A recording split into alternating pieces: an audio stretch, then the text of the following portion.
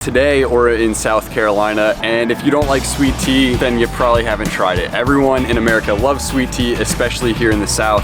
And today we're in the birthplace of sweet tea, Summerville, South Carolina. So we're excited to try some sweet tea because Leah, raise your hand if you like sweet tea. Oh, okay. Or raise your hand if you like sweet tea. Leah loves her sweet tea. She drinks tea every single morning, actually, instead of coffee most days.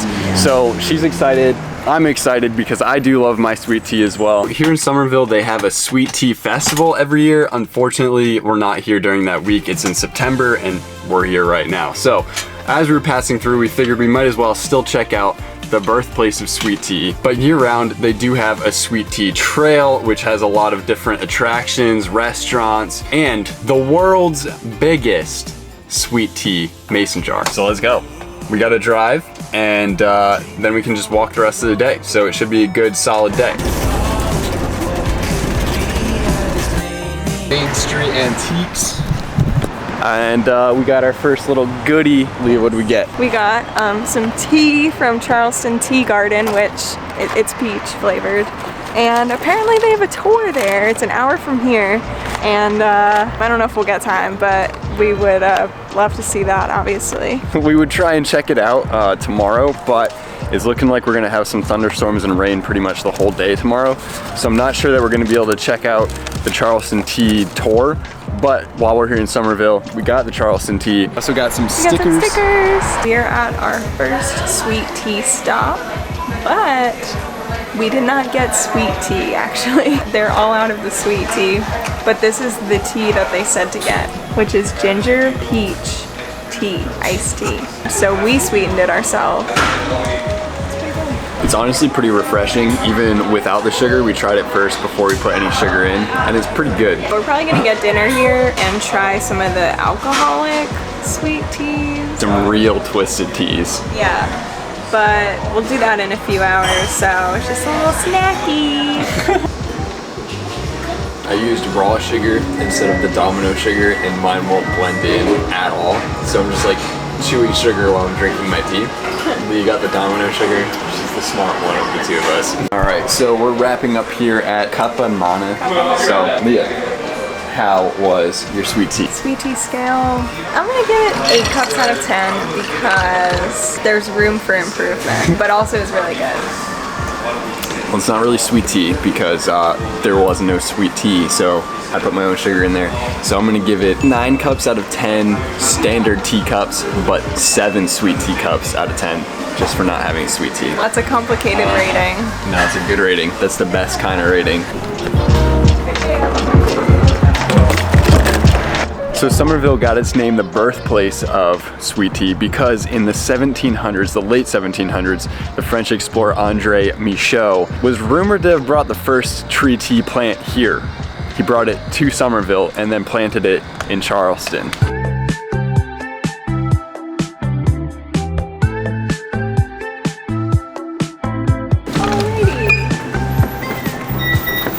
Well, I guess sweet tea isn't the only thing sweet here in Summerville. This is a massive candy store. Leah got literally 4 little chews, but yeah, they looked good though. We're gonna go find the world's largest sweet tea mason jar. It's a world record setting mason jar, well, world record setting sweet tea, and it's right here in the heart of Summerville. What a strange place to just have this world record sweet tea. There she blows, the world record sweet tea. Guinness World Record. 2,524 gallons back in 2016. Wow. I guess that's kind of Summerville's claim to fame, is the largest iced tea, also being the birthplace of iced tea. Sweet tea. Sweet tea, my bad. Sweet tea. But I gotta be honest, it might just be that it's a weekday and it's not a weekend. It might also be that it's not the nicest out, but I was kind of expecting a little more out of the town, like a kind of a quaint, more of a quaint thing. There's definitely a lot to do here and around, but a lot of the shops are closed. It's a Tuesday, and it's just not exactly what I think we expected. You know what we haven't found yet? What? Sweet tea. Exactly. Honestly, yeah, we haven't found actual sweet tea yet. So we're gonna have some dinner and I think we're gonna try one of the many, many different versions of alcoholic sweet tea. How is it, Leah? Oh, that means it's strong. Well, I will give it an alcoholic 5. No. Oh no. An alcoholic 7 out of 10, but a regular 5 out of 10. Oh, that's actually kind of good. I don't even like bourbon, but I kind of like that. Sure. I would give this a solid alcoholic 9, standard sweet tea 7.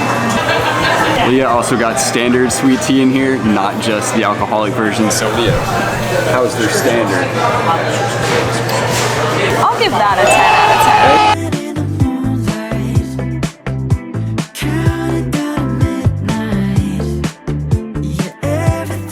It's very rich, but it's very good. We just finished up dinner. We had some fancy sweet tea drinks, and we also tried to do a little bit of some Southern comfort food, and we got the Belgian waffles and fried chicken. It had like a whiskey pecan sauce or whatever. Yeah. Right? And also a bacon aioli. So that was very, very rich. So I ate more of the tacos than Leah did, and she had more of the chicken, because your girl likes her sweets. I do, but that was almost like too sweet. Because I also got sweet tea. We're gonna do one more activity for the night, and I guess we'll see you when we get there. Let's go. Ready for anything given. I'm talking buried. Hey, not too bad. Oh! Work for you, so you're gonna bring it. Last sweet tea spot of the day is actually this axe throwing place where we got these frozen sweet tea ice pops, and personally, I really like them. Leah, I feel like it tastes like the last drink we just had, which I didn't really like, so it's all kind of blending in my mouth, and I don't like it. but it has a little less of like the bourbon taste, which I personally don't like bourbon that much, so this is actually great for me. And unfortunately, this is our last stop of our trip, so we're gonna head on back toward home after this. Oh, and she nailed the bullseye. What a absolute war zone. But that's gonna conclude our time here in Summerville. Honestly, I had a good time. I'm glad we ended it with the axe throwing, because Yeah, me I feel too. like that was like really a great way to end it. The axe throwing was probably the highlight of the day, if I'm being honest. It was a lot of fun. The rest of it is pick and choose what you want to do. A lot of what they have on the sweet tea trail, unfortunately, seems to be restaurants or alcoholic sweet tea. The sweet tea trail is honestly kind of like a little bit of a gimmick to get people in the door, so they give money to the local businesses and keep their economy going. Yeah, that's great. But we didn't really see much sweet tea. There were some like stores that sold stuff. I feel like more than half of the list was like stuff being sold at stores. Yeah. A few of the other things were like cafes that closed early or something, which would have been nice. I guess that's on us, but yeah, they close early, like 2 p.m. It is both March and a weekday, but I mean, you would think that some of it would still be open. Summerville, South Carolina, the birthplace of sweet tea, without much sweet tea. 2,262 miles into our 3,000 mile road trip. We are on our way home now. It's 9:52. We have about a 45-minute drive to it looks like a pretty decent Cracker Barrel. We've been staying at Cracker Barrels a lot. We've been loving the Cracker Barrels. There's always other rigs there. It feels really safe. So let's get on the road. I have everything on the site, every single piece of clothing on the site marked 40% off for the next month or so. I want to get rid of everything so I can restock and get some new designs and some new clothes for late spring and summer. Thank you guys so much for the support that you're giving on the videos and the support that you give on the brand as we move into this new realm of content. Home sweet home, Cracker Barrel, baby. And with that, we're pretty much good for the night. We're gonna get ready for bed and crash really hard because I think we're both pretty exhausted, huh, Leah? Yeah.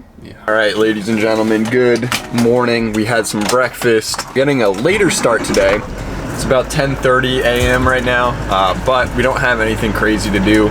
We're just gonna go to a Planet Fitness, work out and shower, and then we have a little bit of work to do, so we're probably gonna post up somewhere like a Starbucks. Yeah, we're gonna hit the road and get a move on with the day. All right, you ready? Yes, sir. Well, So how far is the Planet Fitness? An hour. We got palm trees at the McDonald's. I just love anywhere with palm trees, to be honest. We've been driving off and on today, making some stops here and there, but we just made it to Kenly I-95 truck stop where they have a free dump station, free 99. We're gonna dump our pee, we're gonna dump our gray water because our sink is overflowing for probably the 4th time this trip. Let's dump our stuff. And that is how it's done. Easy, free, and we're all cleaned up. We actually have free Wi-Fi here at this truck stop, so it is 7 o'clock. So I think we're just gonna hang out here for the night. Apparently it was a bad idea to go inside the truck stop. It was actually super cool, massive truck stop, but they have a Wendy's in there, and I'm a sucker for hot honey chicken sandwiches. Wawa definitely still has Wendy's beat. It's the next day, got some breakfast inside, and did work on our computers. We're gonna dump our urine one more time, we're gonna dump our gray water, we got our dishes done, so we're gonna dump our gray water one more time since it's free, and then we're gonna hit the road and start heading toward Williamsburg, Virginia.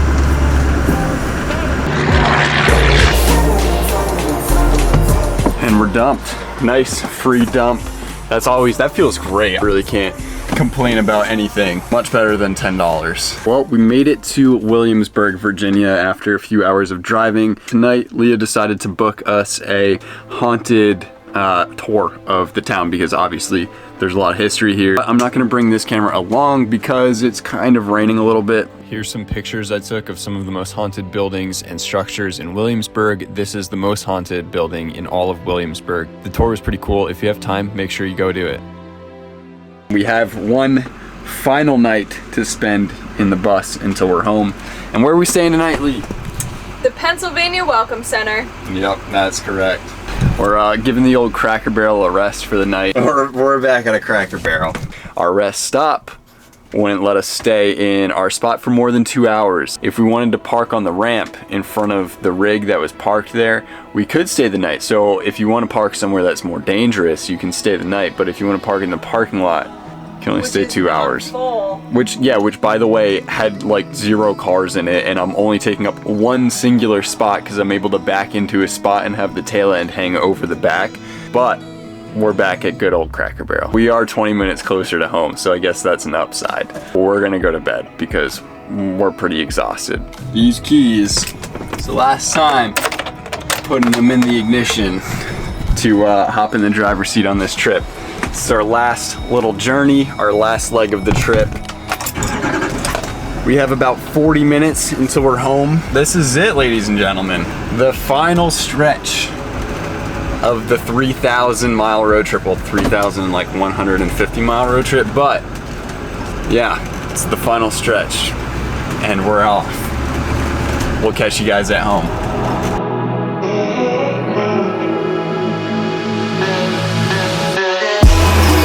Here's your car. We're home. Oh my gosh. Could you pull it any closer?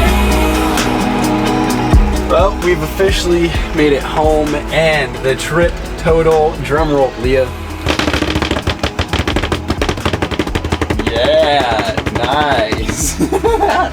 It's 3,167.1 miles. Turning her off, and that's that. Leah, how was your experience? Oh, that's it. A bit of a rough lifestyle. Like, it was a little interesting to get used to. I think you'll never really get used to it.